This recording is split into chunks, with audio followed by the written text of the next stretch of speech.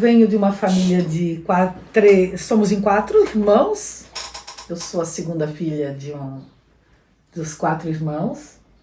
O meu pai, ele era eletricista, ele trabalhava na Eflu aqui em Uruçanga. E daí ele recebeu uma proposta para trabalhar na Companhia Treviso. E ele foi. Nós éramos tudo muito pequenos. O Jander, eu e a minha irmã temos diferença de 1 ano. E daí fomos morar em Siderópolis. O meu irmão, a minha nona ficou muito sozinha porque meu pai era filho único. Então a minha mãe deixou o meu irmão, o Jander, aqui com a minha nona. E nós fomos para lá. A mãe e eu com 3 anos, a minha irmã com 2.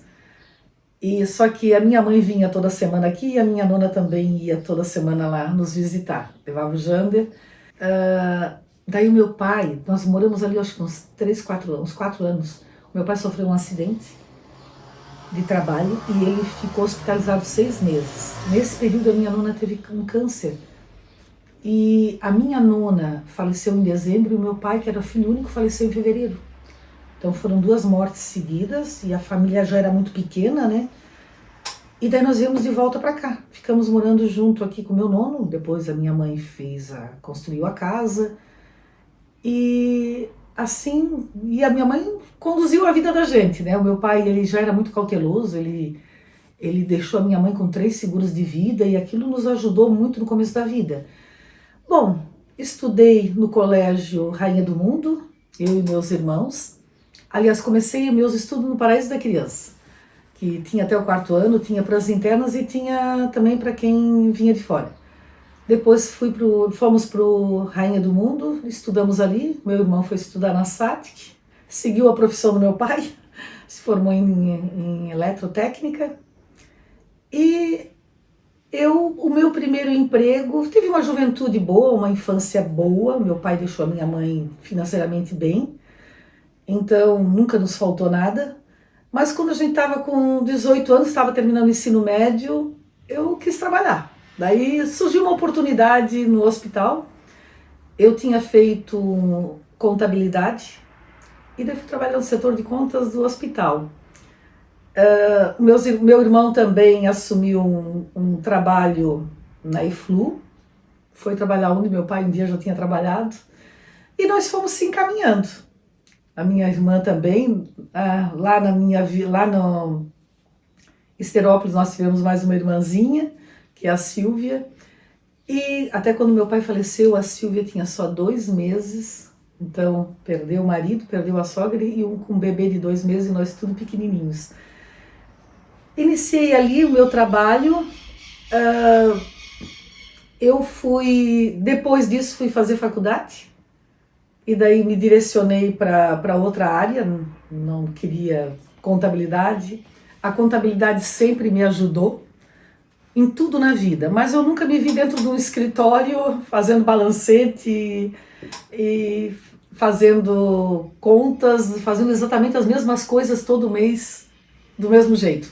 Eu sempre fui muito ativa, então eu me identifiquei muito com o magistério, porque no magistério a vida é muito dinâmica, durante um dia tu lida com diferentes turmas, tu lida com diferentes conteúdos.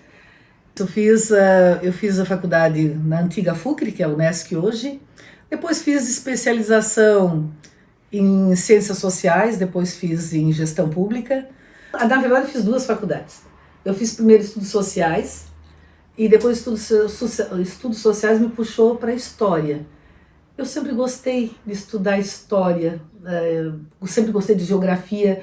Na minha vida escolar, eu sempre gostei dessas disciplinas. Eu era um pouco avessa aos cálculos, mas sempre me virei para passar de ano. Mas sempre gostei de estudar a história da humanidade, estudar a história política, sempre gostei. Mas eu peguei aquela transição do fim da ditadura para a primeira eleição que foi do Collor, que o Collor se elegeu. Que eu tinha uns colegas que eram mais velhos do que eu, e olha como a ditadura marcou a vida das pessoas, né? Eu lembro que eu tinha um colega que quando ia apresentar um trabalho, alguma coisa, ele ia na janela espiar. E ele sempre fazia isso. Então, fruto de perseguições políticas, né? Mas nesse caminho Eu casei, namorei muitos anos, casei, estou casada há 42 anos, temos 2 filhos, o Cássio e a Nicole, e um neto, o João. E quando é que começa toda a minha vida política? Eu acho que a disciplina de história, tudo isso já te encaminha um pouco, faz tu ter gosto pela política. Até porque tu trabalha política dentro da história, em estudos sociais tu também trabalha a questão política. Então, tudo isso eu sempre gostei muito. Assumi a direção de uma escola, como eu falei, foi muito desafiador na época, 1.200 alunos, hoje nenhuma escola aqui tem isso, né? Todas elas diminuíram bastante, reduziu-se o número de filhos, né? E foi a partir dali que surgiu a oportunidade de ser vereadora. Não foi um sonho meu, mas eu recebi um convite. Hesitei um pouco, aceitei e fui. Mas assim, quando eu saí para essa caminhada, eu já saí... não tem como tu sai assim com uma certeza que tu vai chegar.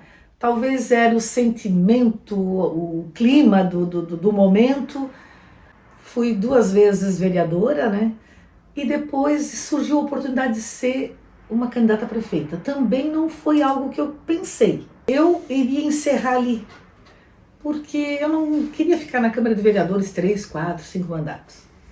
Não pensei no futuro político, mas daí veio o convite para mim ser candidata a prefeita. Não era algo que também eu fui atrás, que eu queria, não, eu vou ser candidata a vereadora, depois eu quero galgar um outro degrau na política, não. Até porque eu conciliava muitas coisas ao mesmo tempo. Eu era diretora de escola, eu tinha um colégio particular, o Monsenhor, que fui eu que criei em 1997, ele foi registrado no início de 98. Então, eu trabalhava o dia todo na escola, eu tinha a Câmara de Vereadores, eu administrava um colégio à noite, e eu tinha família, eu tinha casa, então a minha vida era um liquidificador.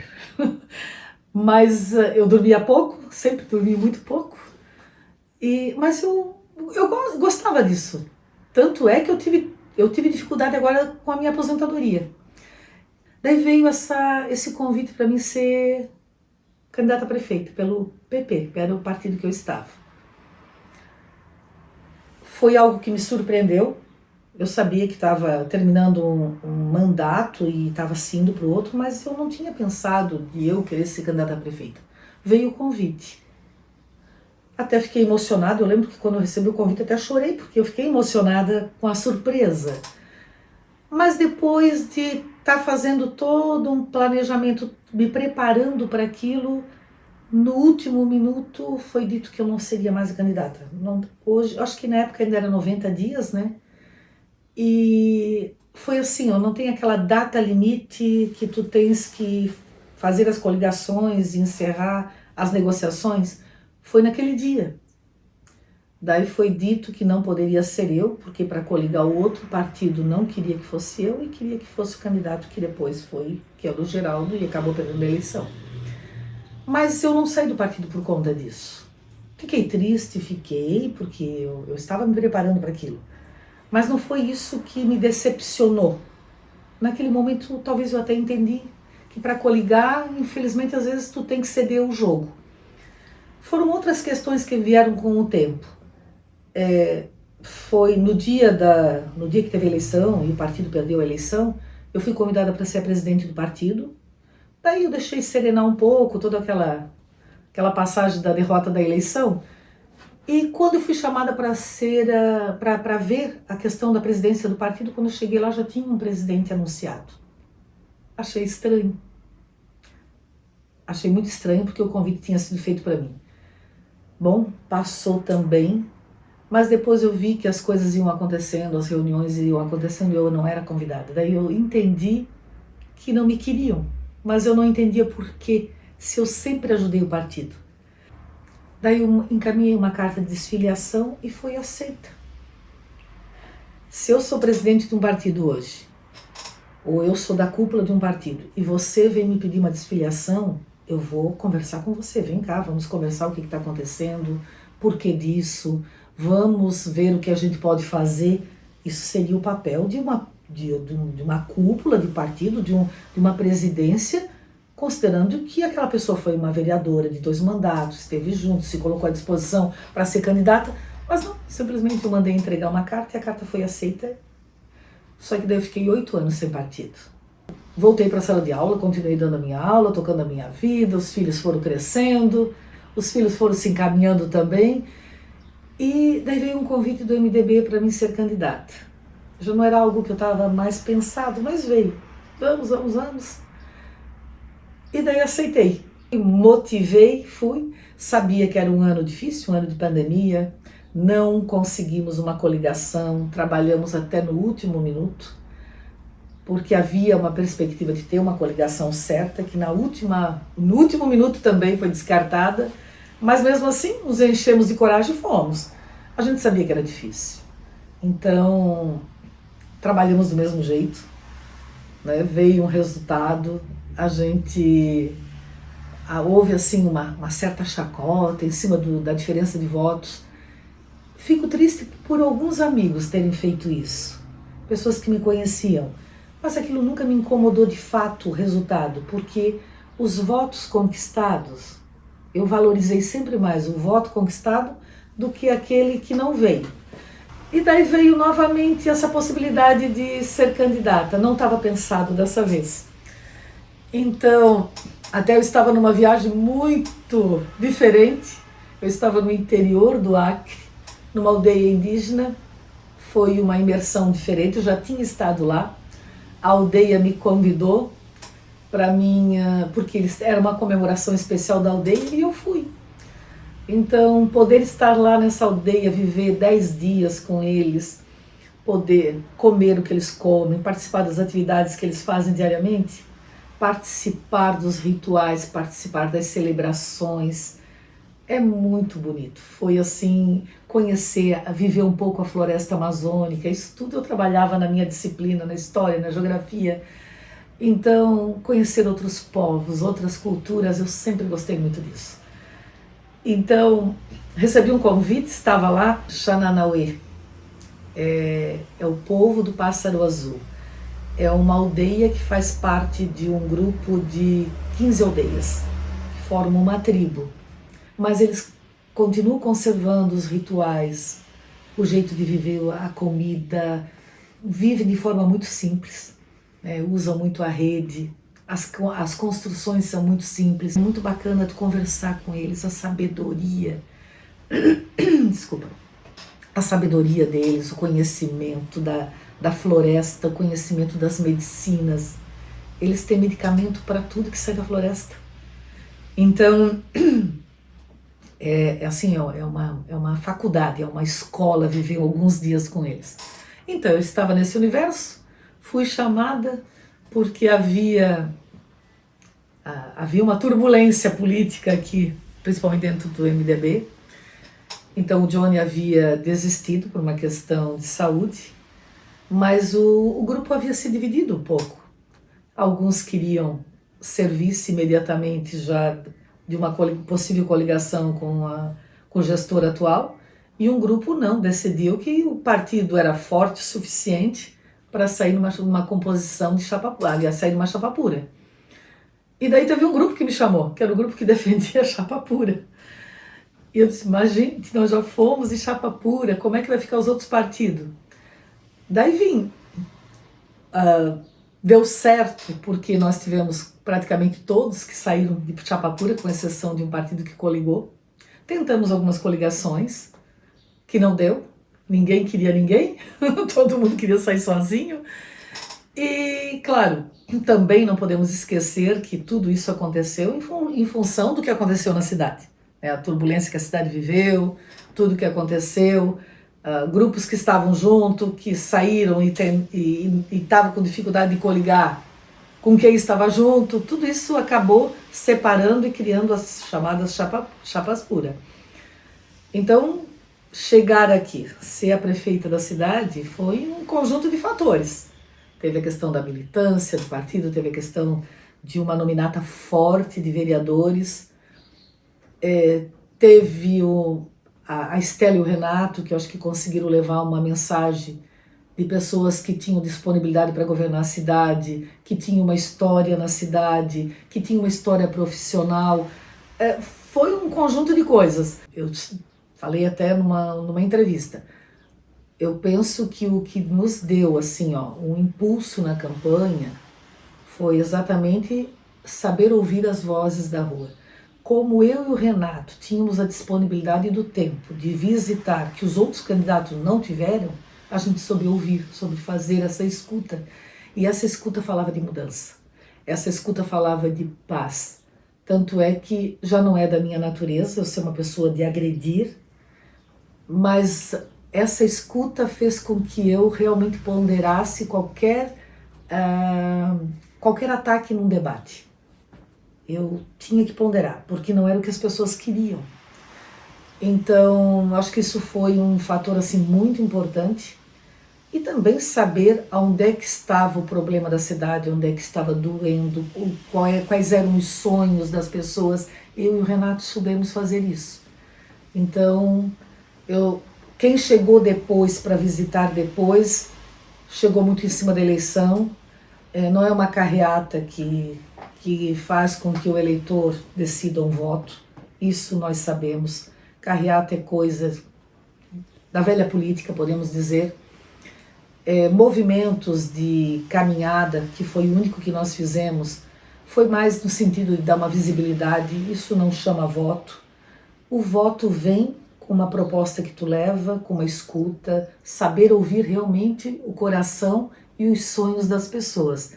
Eu diria que é saber tocar a alma do eleitor. Então acho que nós fizemos isso. Quando eu entrei na política, a dona Minerva que me filiou. Eu penso que pela época foi quando houve a troca da Arena para o PSD. PDS. Então eu trabalhava no hospital e ela me levou por esse caminho.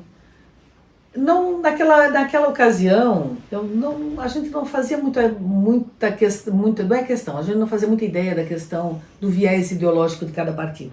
Depois, com o tempo, no meu curso, com a minha formação, eu fui entendendo melhor o que era um partido de direita, o que era um partido de esquerda, né? A gente trabalha isso dentro da disciplina de história. Então, eu posso dizer que eu nunca me senti muito extrema direita, não sou.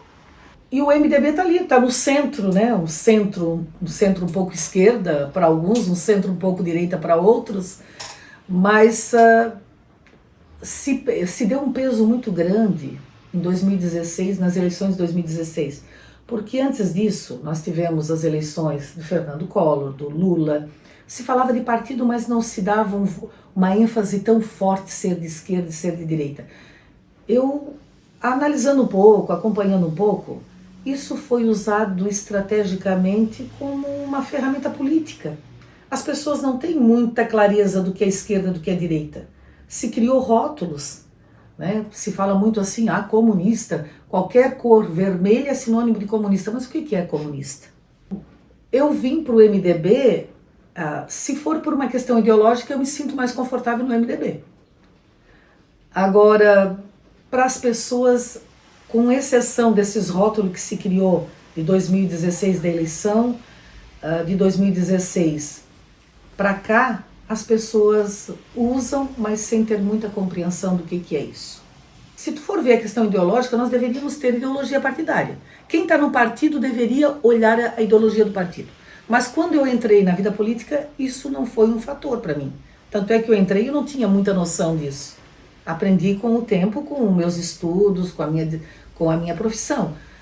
Mas hoje eu me sinto confortável no partido que eu estou. As pessoas cada vez mais, isso é fruto de pesquisa, mais de 76% das pessoas não são partidárias, elas acreditam em pessoas.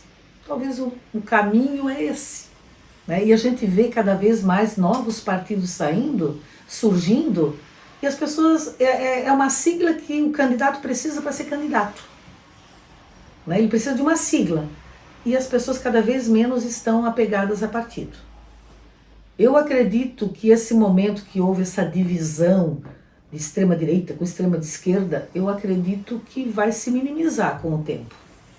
Basta surgir um novo candidato que levante uma outra bandeira que isso cai por terra. O problema não está em ser de bandeira azul, de bandeira vermelha. Nós não podemos ter ditadores. Porque nós já tivemos na história do mundo ditadores de direita e ditadores de esquerda. Então o problema está em ser ditador, né? Em suprimir as liberdades. É isso que a gente não pode aceitar. Isso não era nem para nós estarmos discutindo, isso tem que funcionar. Saúde, educação tem que funcionar. Mas eu acredito muito, e a gente tem dentro do plano de governo, ele está ali sucinto, mas eu tenho dito assim, 4 anos vai ser um tempo pequeno para muitas coisas, mas vai ser um tempo suficiente para deixar a cidade organizada. Mas nós queremos projetar a cidade para o futuro. Para mim, o que vai ser mais desafiador é encaminhar a cidade para o futuro. Eu não falo aqui de reeleição, mas eu vou fazer o possível para nesses 4 anos organizar a cidade e projetar ela. E como projetar para o futuro? Principalmente através de projetos. Nós temos que pensar ela daqui de 10 anos, daqui de 20 anos, porque se a gente não fizer isso, cada vez que vier um gestor, ele vai fazer para 4 anos. E nós não vamos a lugar nenhum. Eu sou muito encantada com a cultura e o turismo. Então é um setor que eu acredito, queremos investir, vamos apostar, porque a gente vai fazer um governo para atrair investidores. Para isso, primeiro temos que melhorar a cidade. Porque quem é que vem para uma cidade que está cheia de notícia ruim, uma cidade que não tem estrada boa? Eu falei isso em várias entrevistas e até nos debates. Nós não temos uma ligação asfáltica para Siderópolis, não temos para Treviso, não temos para Lauro Miller, não temos para Pedras Grandes, não temos para 13 de Maio. Uruçanga, a Orlando já tem que buscar junto ao governo projetos para ver como é que está a questão de revitalização. Uruçanga, Criciúma está aquele arranca-para, não vai, não sabemos. Eu sei que o governo do estado sinalizou 50 milhões, mas 50 milhões ele não faz tudo. E o nosso corredor, que é Uruçanga a Morro da Fumaça, está precisando também de recuperação. Então nós estamos virando uma ilha. Então como é que se fala de atrair indústria, área industrial, 1, 2, 3, se tu não tem nem estrada? Hoje, por exemplo, se eu tivesse que decidir, eu preferia duplicar Uruçanga Morro da Fumaça do que Uruçanga Criciúma, porque é o nosso corredor para 101. Então, para a gente atrair esse investidor, a gente tem que melhorar.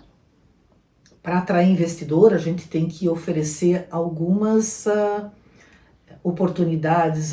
A gente percebe assim, eu observo nas nossas festas, quando um partido está no poder, geralmente quem está ali não é daquele grupo, não é do outro. E considerando também toda a turbulência que a cidade viveu, eu falava muito nas minhas visitas, nós temos que se abraçar. Bom, para isso eu acho que eu já comecei a dar um primeiro passo. Ainda falta 2 pessoas que eu não consegui contato ainda. Eu estou ligando para os vereadores, liguei para os nossos, estou ligando para os vereadores eleitos. Eu estou indo a Brasília semana que vem. Eu já pedi se eles quisessem encaminhar algum documento, alguma coisa que eu entregue, que eu possa entregar nos ministérios ou na representatividade deles. Eu disse para eles, vocês podem fazer um contato, eu entrego, eu levo. Eu acho que começa ali. Tu ter essa boa relação com os partidos. Pretendo também, durante o mandato, manter essa boa relação com o Poder Legislativo. São poderes diferentes, mas acho que tu tem que manter essa política da boa vizinhança. São independentes, mas devem ser harmônicos entre si. Então, já fiz contato com os vereadores, eu acho que ficou uma conversa boa. Claro que cada um acaba seguindo também orientações partidárias, mas todos nós saímos por uma campanha oferecendo a mesma coisa, aquilo que é melhor para a cidade. Então agora que eu como gestora faço o meu dever de casa e que os vereadores também façam o seu dever de casa, né? Que eles realmente estejam ali para representar o cidadão e para fazer aquilo que é melhor para o cidadão. Eu acho que começa pelos poderes, saber lidar com os poderes, saber conduzir tudo isso. E vamos ser motivadores de que todos estejam no processo, né? Principalmente quando a gente faz os nossos eventos, representar a cidade. Uma coisa que eu vejo assim que os vereadores reclamavam muito, né? Às vezes eles recebem uma verba, uma emenda, uma verba de deputado. Eu acho que quando o gestor vai lá inaugurar uma estrada, que o vereador de oposição recebeu aquele recurso, não é problema nenhum tu enaltecer quem trouxe, o vereador que trouxe, o deputado do partido que for que trouxe. Isso é uma coisa simples de fazer. É um reconhecimento. O importante é o benefício que veio para a cidade. E não querer esconder, ocultar. Eu acho que começa já ali uma questão, uma boa relação com os partidos. Eu mesma vou bater na porta do governo federal, do PT, vou bater na porta do governo estadual, do PL. Eu quero trazer para o Uruçanga. E para isso eu tenho coragem, não tenho preguiça e não tenho vergonha de fazer isso, porque é aquilo que vem para o Uruçanga. E nós vamos realmente se estufar de projetos. O coração da prefeitura para mim é o planejamento, e nós vamos ali desenvolver e vamos criar muitos projetos para poder botar debaixo do braço e bater na porta desse povo todo. Isso nós vamos fazer. Isso é uma coisa que eu fiz na minha vida, sempre procurar fazer bem feito. É uma experiência das vivências que eu tive, é uma experiência das viagens, sim, que eu tive. Então, eu sou uma pessoa que quando estou viajando, eu não me limito apenas a ir num bom restaurante e comer uma boa comida. Claro que eu observo um bom cardápio, mas eu procuro observar como é a dinâmica da cidade, como é que é o container do lixo, como é que é a máquina que limpa a cidade. Eu sempre tive esse espírito público e eu fotografo, chego a fotografar, porque é uma coisa que eu gosto. Sou muito orgulhosa de chegar a ser a primeira mulher, né? Nós mulheres sabemos da nossa capacidade, da nossa criatividade. Nós mulheres temos por natureza essa habilidade de lidar com muitas coisas ao mesmo tempo. Agradecer, uma gratidão grande a todos que estiveram juntos. Vamos fazer sim um governo para todos. Vamos estar começando uma gestão bastante enxuta nos primeiros meses. Isso é uma coisa que eu e o Renato já vínhamos conversando, com alguns segmentos que são necessários.